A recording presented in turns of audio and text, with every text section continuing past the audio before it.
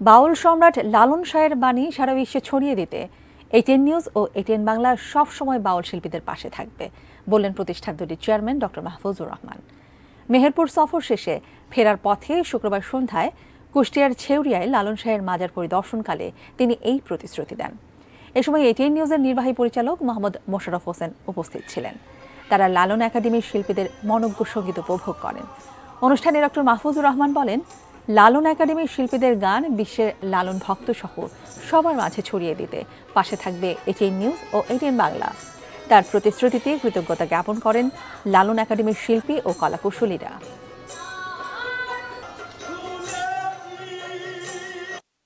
বহুবার চেষ্টা করছিলাম যে আসবো, কিন্তু এর আগে আসা হয়নি। তাও আজকে আমার বেশ ভালো লাগবে। এত সব অল্প সময়ের ভিতরে আপনারা যে পারফর্ম করলেন, দেখালেন, আমার ভালো লাগছে। তা আমি এইটুকু আপনাদেরকে আশ্বাস বলতে পারি যে আপনারা যদি লালনের কিছু প্রোগ্রাম যদি করতে চান, আমাকে জানালে আমি আপনাদের জন্য প্রোগ্রাম সেট করবো। যদি চান মাঝে মধ্যে এরকম প্রোগ্রাম করতে, শুধু একদিন না, মাঝে মাঝে, কারণ পুরো বাংলাদেশ ব্যাপী লালনের অনেক ভক্তরা আছে।